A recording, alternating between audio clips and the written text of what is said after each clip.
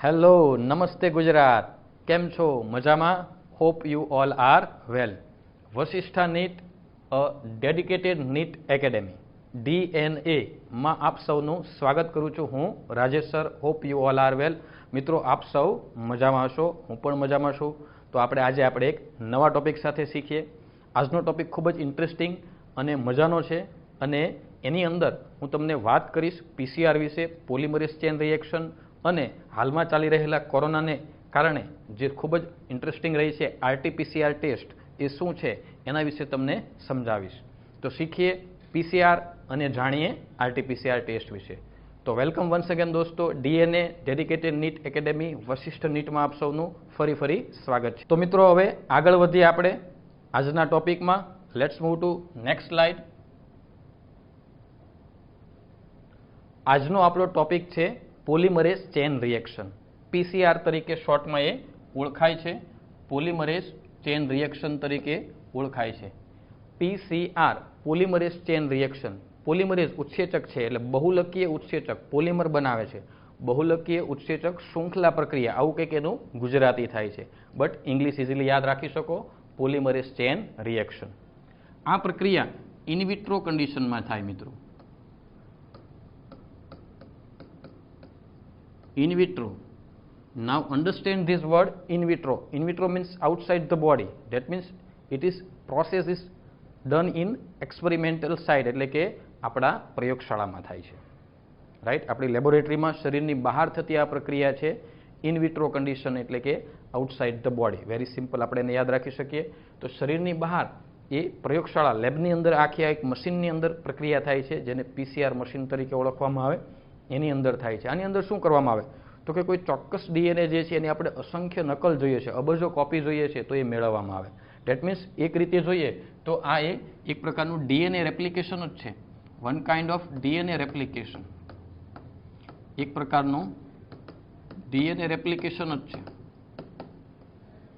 એટલે કે DNA સ્વયંજનન જેવી જ પ્રક્રિયા છે, but it is done in outside the body. એટલે કે પ્રયોગશાળામાં કરવામાં આવતી આ પ્રક્રિયા છે. હવે DNA સ્વયંજનનને જ બેઝમાં રાખી અને આખી આ પ્રક્રિયા મશીનની અંદર થાય છે. પેલી DNA સ્વયંજનન નેચરલી સેલની અંદર થાય છે, બટ આ PCR મશીનની અંદર થાય એટલે એને ઇન વિટ્રો કહેવામાં આવે. 3 તબક્કા જે છે આની અંદર, પહેલું છે વિનિસર્ગીકરણ, ડિનેચરેશન. બીજું છે તાપમાનોશીત, એનિલિંગ. અને ત્રીજું છે વિસ્તૃતીકરણ, એટલે કે એક્સટેન્શન. આ 3 તબક્કામાં થતી પ્રક્રિયા છે. તો સૌથી પહેલાં જ્યારે આપણે એક DNA માંથી 2 DNA બનાવવા છે અને અહીંયા તો અસંખ્ય અબજો બનાવવાના છે, રાઈટ. અબજો DNA બનાવવાના છે એટલે આ DNA રેપ્લિકેશનની પ્રક્રિયા પણ ચેન રિએક્શન છે, શૃંખલા પ્રક્રિયા. 1 માંથી 2, 2 માંથી 4, 4 માંથી 8, આ રીતે સાયકલ ચાલ્યા જ કરે, ચક્ર ચાલ્યા જ કરે. અને એની અસંખ્ય અબજો નકલો સુધી પણ આપણે એને ક્લોનિંગ કરી શકીએ, એનો એક ટુકડો આપણે બનાવી શકીએ છીએ. તો 3 સ્ટેપમાં આખી પ્રક્રિયા છે. પહેલું છે વિનેસરીકરણ, ડિનેચરેશન. ડેટ મીન્સ કે આ આપણે રુચિ પ્રમાણેનો DNA, એટલે કે આપણો ઈચ્છિત DNA છે. ડબલ સ્ટેન્ડર્ડ DNA હોય કે આ DNA નો ટુકડો ની મારે, આ DNA ના ટુકડાની મારે અબજો નકલ જોઈતી છે, તો આ ડબલ સ્ટેન્ડર્ડ DNA છે મિત્રો. હવે મારે એની અબજો નકલ જોઈતી હોય તો પહેલું મારે સ્ટેપ છે વિનિસર્ગીકરણ. હવે મારે આ સાધનની અંદર કરવાનું છે, PCR મશીનની અંદર. તો ડેફિનેટલી હું એ બંને શૃંખલાને તોડવા માટે, એમની વચ્ચેના હાઇડ્રોજન બંધ તોડવા માટે હું એને ટેમ્પરેચરે લઈ જઈશ. એટલે વિનિસર્ગીકરણની પ્રક્રિયા જે છે એ એપ્રોક્સિમેટલી 90 ડિગ્રી સેલ્સિયસ ટેમ્પરેચર ઉપર લઈ જવામાં આવે. 90 થી 95 ડિગ્રી સેલ્સિયસ ટેમ્પરેચર ઉપર જે છે શું થશે તો કે ડબલ સ્ટેન્ડર્ડ DNA, દ્વિશૃંખલીય DNAમાં હાઇડ્રોજન બંધથી જોડાયેલા હોય સામસામેના ન્યુક્લિયોટાઇડ. આ તમને ખ્યાલ હશે, રાઈટ. તો એ સામસામેના ન્યુક્લિયોટાઇડ જે હાઇડ્રોજન બંધથી જોડાયેલા છે એ બંને શૃંખલાઓ તૂટે છે અને છૂટી પડે છે, એટલે એને કહેવામાં આવે વિનિસર્ગીકરણ. બંને ડબલ સ્ટેન્ડર્ડ DNA ને શૃંખલાઓનો હાઇડ્રોજન બંધ તોડી અને બંનેને છૂટી પડવાની પ્રક્રિયા, એને શું કહેવામાં આવે મિત્રો? વિનિસર્ગીકરણ, રાઈટ. તો આ પહેલો તબક્કો અહીંયા પૂરો થયો. હવે યાદ કરો DNA રેપ્લિકેશનમાં જે છૂટી પડેલી જે શૃંખલા હોય, રાઈટ, એ શેના તરીકે વર્તે? ટેમ્પલેટ તરીકે, રાઈટ. એટલે આપણે બીજા તબક્કામાં જઈએ. એટલે જે બંને શૃંખલા છૂટી પડી, આ બંને શૃંખલાઓ જે છે ટેમ્પલેટ તરીકે વર્તશે અને પોતાની સામે નવી શૃંખલા બનાવે. બટ મેં તમને કીધું એમ આ ઇન વિટ્રો કન્ડિશનમાં થાય છે, રાઈટ. સેલની અંદર તો ઓલરેડી ન્યુક્લિયોટાઇડ બનેલા હોય, બટ આમાં આપણે માધ્યમમાં બહારથી ઉમેરવા પડે. તો આ માટે જે છે એ સેકન્ડ તબક્કો એટલે કે તાપમાન શીતની અંદર આપણે માધ્યમમાં ઓલરેડી એની અંદર ઉમેરેલા હોય ઓલિગોન્યુક્લિયોટાઇડ. શું ઉમેરેલા હોય મિત્રો?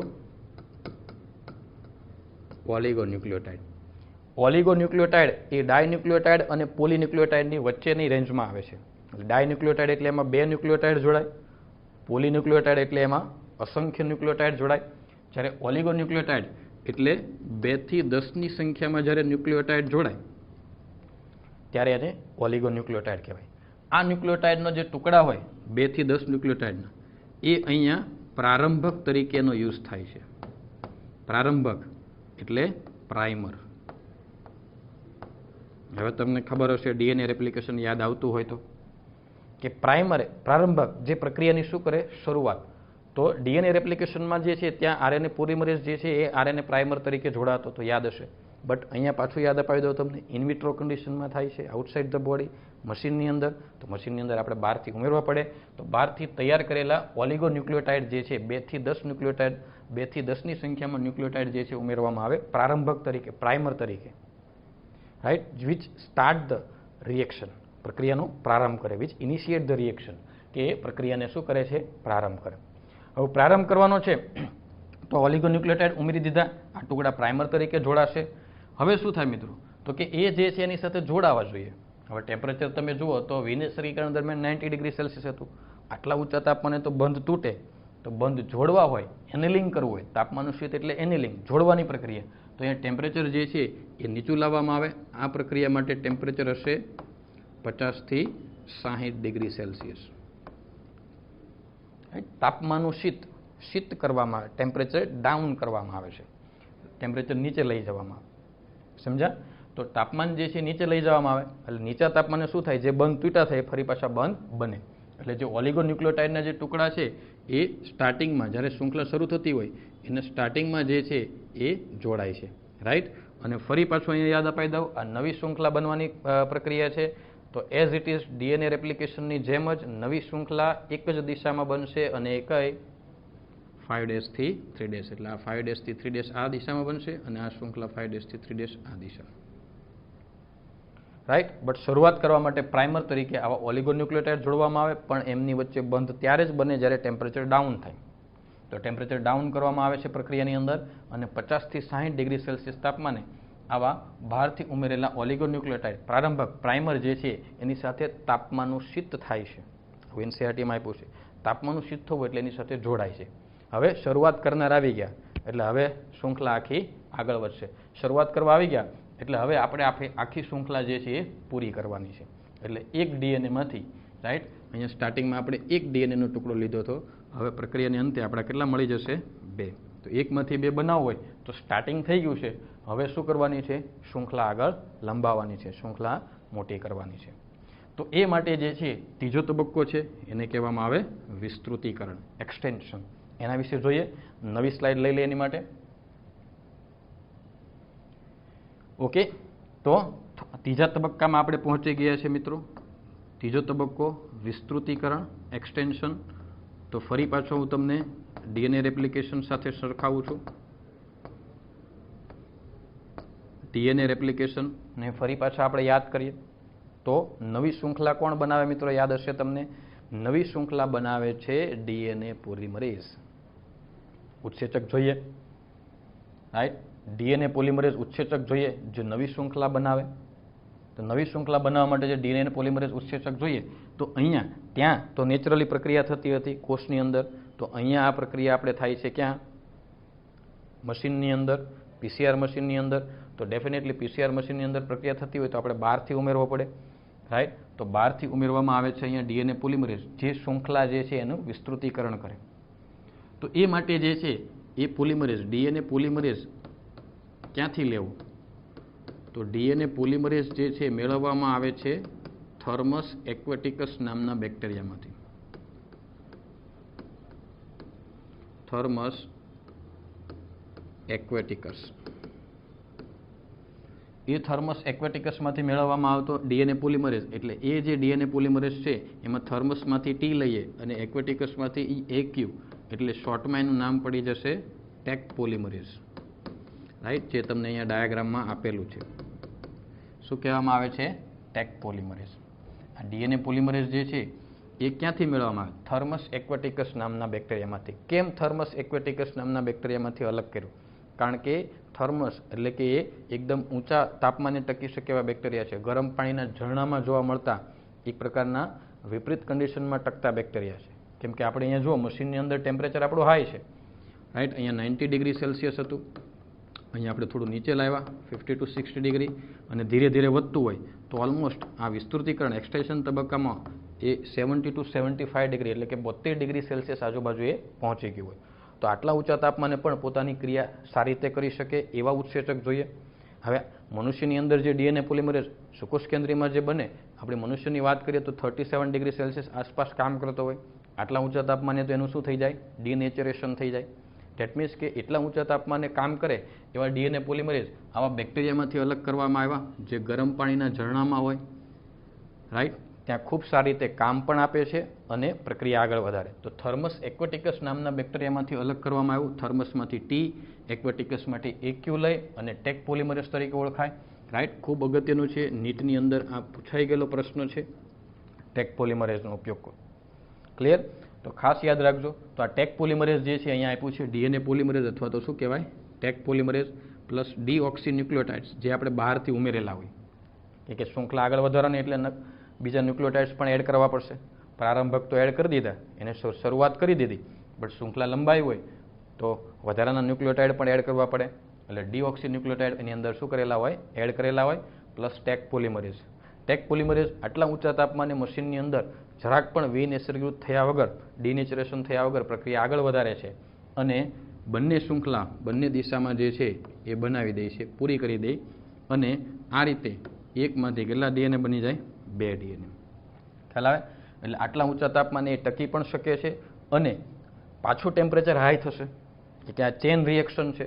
એટલે આ બંને જે છે, રાઈટ. અહીંયા તમે જુઓ, અહીંયા 30 ચક્રો લખ્યા છે. આનો શું મિનિંગ છે એ પણ હું તમને સમજાવું, રાઈટ. તો અહીંયા જે છે આ 2 ડીએનએ મળ્યા, આ 2 ડીએનએ ફરી પાછા ચેન રિએક્શન એટલે કે કન્ટિન્યુઅસ 2 માંથી 4, પાછા 4 આગળ જશે, 4 માંથી 8. તો ડેટ મીન્સ કે માધ્યમમાં ત્યાં થર્મસ એક્વેટિકસ એટલે કે ડીએનએ પોલિમરેઝ, ટેક પોલિમરેઝ છે જ. જ્યાં ટેમ્પરેચર 90 એ જાય, 50 એ જાય, 70 એ જાય, તો આટલા ટેમ્પરેચર વેરિએશનમાં પણ એને કંઈ થાય નહીં અને ડીએનએને વિનિસર્ગીકૃત પણ કરે છે.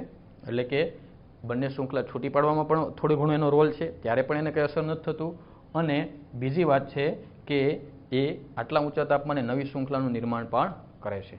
એટલા માટે જે છે ટેક પોલિમરેઝ લેવામાં આવે. આવા બીજા ઘણા બેક્ટેરિયા છે જે આવી વિપરીત પરિસ્થિતિમાં ટકતા હોય તો એમાંથી જે છે આ ડીએનએ બનાવવામાં આવતું. ક્લિયર? આ ઉત્સેચક જે છે એમાંથી બનાવવામાં આવતું હોય. ઓકે મિત્રો, તો આ ચેન રિએક્શન કન્ટિન્યુઅસલી ચાલ્યા કરે અને આ રીતે જે છે એ 1 અબજ ગણું એટલે કે આપણે 1 બિલિયન 1 અબજ જેટલી કોપી પણ આમાં બનાવી શકીએ છીએ, રાઈટ. આ 28 થી 30 ચક્રો લખ્યા હોય છે. ડેટ મીન્સ કે મશીનની અંદર સિંગલ ટાઈમમાં આપણે એટલા ઉત્સેચકો, એટલા ન્યુક્લિયોટાઇડ એડ કરીએ તો એકનું એક સાયકલ જે ચેન રિએક્શન છે એ કેટલી વાર ચાલે? તો કે 28 થી 30 વાર ચાલે. એટલે કે અહીંયા 30 વાર એટલે 30 ચક્રો ચાલે એટલું આપણે એની અંદર ઉમેરી શકીએ છીએ ઉત્સેચકને. એટલે 30 ચક્ર એક સાથે ચાલ્યા જ કરે અને ઘણા બધા ટુકડો. પછી 30 ચક્ર પૂરા થાય એટલે આગળની પ્રોસેસ માટે ફરીથી આપણે મશીનની અંદર બધા દ્રવ્યો ઉમેરવા પડતા હોય. એટલે એક લિમિટ માટે જે છે અહીંયા આપણને આપ્યું છે. ક્લિયર? તો hope you understand it very વેલ. તમે સારી રીતે સમજ્યા હશો. તો મિત્રો આ હતું પીસીઆર, પોલિમરેઝ ચેન રિએક્શન. હવે હાલના સમયમાં આ પીસીઆરનો ઉપયોગ ક્યાં થાય છે? તમને યાદ હશે કદાચ આરટીપીસીઆર ટેસ્ટ. એ આરટીપીસીઆર ટેસ્ટ શું છે? પીસીઆર એમાં છે.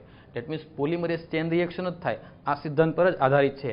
તો એને આપણે સમજીએ, જાણીએ, તો શીખીએ. આગળની સ્લાઇડમાં આપણે એ આરટીપીસીઆર ટેસ્ટ વિશે. તો વોટ ઇઝ આરટીપીસીઆર ટેસ્ટ? મિત્રો તમને ખ્યાલ હશે, કદાચ તમે મે બી આ શબ્દ સાંભળ્યો પણ હશે, કારણ કે અત્યારે કોરોનાનો સમય ચાલી રહ્યો છે અને કોરોનાના સમયમાં સૌથી વધારે વિશ્વસનીય ટેસ્ટ હોય કોરોના પોઝિટિવ કે કોરોના નેગેટિવ નક્કી કરવા માટે જો કોઈ વિશ્વસનીય ટેસ્ટ હોય તો એ છે RTPCR. Now you know the PCR. PCR તો તમને ખબર પડી ગઈ, પોલિમરેઝ ચેન રિએક્શન. તો આ આરટી શું છે એને સમજીએ. બહુ ઇઝી છે. આરટી એટલે રિવર્સ ટ્રાન્સક્રિપ્શન. શું કહેવામાં આવે મિત્રો? Reverse transcription.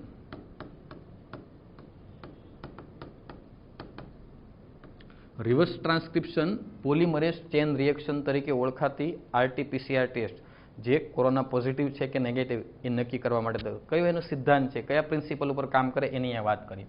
તો જનરલી ટ્રાન્સક્રિપ્શન શું છે એ આપણે હમણાં વાત કરી ગયા અગાઉ આગળના લેક્ચરોમાં કે ડીએનએમાંથી રાઈટ mRNA અથવા તો કોઈ પણ RNA બનવાની પ્રક્રિયા એને શું કહેવામાં આવે? ટ્રાન્સક્રિપ્શન. રાઈટ, ડીએનએમાંથી RNA બનવાની પ્રક્રિયા એને ટ્રાન્સક્રિપ્શન કહેવાય. હવે આ કોરોના વાયરસ છે, રાઈટ, COVID-19 કોરોના વાયરસ છે. એની અંદર જનીનદ્રવ્ય તરીકે શું હોય? તો કે એની અંદર આની અંદર જનીનદ્રવ્ય તરીકે જેનેટિક મટીરિયલ તરીકે હોય RNA. It's a retrovirus. RNA જનીનદ્રવ્ય ધરાવે, રાઈટ. તો હવે RNAની ઓળખ ન થાય, હવે કોરોનાનો જ વાયરસ છે એ RNAની ઓળખ ન થાય તો આપણે એને DNA-માં કન્વર્ટ કરવો પડે, રાઈટ. એટલે RNA-માંથી શું બનાવવામાં આવે? DNA. તો કઈ પ્રોસેસનો યુઝ કરશો? રિવર્સ પ્રોસેસ થઈ ગઈ. જુઓ તમે, DNA ટુ RNA ટ્રાન્સક્રિપ્શન. નાવ RNA ટુ DNA. આની રિવર્સ પ્રક્રિયા થઈ, રાઈટ. એટલે COVID-19 જે છે કોરોના વાયરસ એની અંદર જનીનદ્રવ્ય તરીકે RNA છે, એની રિવર્સ પ્રોસેસ રિવર્સ ટ્રાન્સક્રિપ્શન થઈ અને શું બનાવવામાં આવે? DNA, right. તો આ એનો સિદ્ધાંત છે. અને એ DNA જે છે પછી એની PCR-ની મદદથી આગળ વધારવામાં આવે. તો એની અંદર શું થાય? તો કે RT-PCR ટેસ્ટની અંદર કોઈ વ્યક્તિ કે જેને કોરોનાના લક્ષણો આવ્યા હોય તો એનું નેઝલ સ્વેબ અથવા તો થ્રોટ સ્વાબ એટલે કે નાકમાંથી અથવા તો ગળાની અંદર જે છે એનો સ્વેબ શ્લેષ્મવાળો ભાગ લેવામાં પછી જે છે એને વિવિધ બફર સંયોજનોની અંદર રાખવામાં આવે છે, એમ્પ્લિફિકેશન કરવામાં આવે અને એ દરમિયાન જે છે એ RT-ની પ્રોસેસ થતી હોય. RT એટલે કે રિવર્સ ટ્રાન્સક્રિપ્શનની પ્રોસેસ થઈ જશે અને એ એનું RNA શેમાં કન્વર્ટ થઈ જશે? DNA-માં. હવે આ DNA જે છે, રાઈટ, એ હવે કોરોના વાયરસનો DNA એ આ મશીનની અંદર લઈ લેવામાં આવે. મશીન તમને ખબર છે PCR, right, polymerase chain reaction આ સાધન હોય છે. એની અંદર જે છે એ DNA જે છે એની અબજો નકલ મળે, રાઈટ. અને એ DNA જે છે પછી એની ઓળખ કરવામાં આવે, રાઈટ. અહીંયા કોમ્પ્યુટરાઇઝ સિસ્ટમ દ્વારા એ DNA જે છે એની ઓળખ કરવામાં આવે કે એ DNA કોનું છે કે બનેલું છે RNA-માંથી જ. એટલે એ DNA જે છે એ COVID-19નું છે. જો હોય તો ડેટ મીન્સ કે એની અંદર કોરોના વાયરસની હાજરી દર્શાવે છે એ વ્યક્તિમાં, તો એની ટેસ્ટ કોરોના પોઝિટિવ આવે, કોવિડ પોઝિટિવ. અન્યથા જો નહીં હોય તો કોરોના નેગેટિવ, રાઈટ. એટલે જે સિંગલ સ્ટેન્ડર્ડ RNA જે છે એ અલ્ટિમેટલી DNA-માં કન્વર્ટ કરવામાં આવે.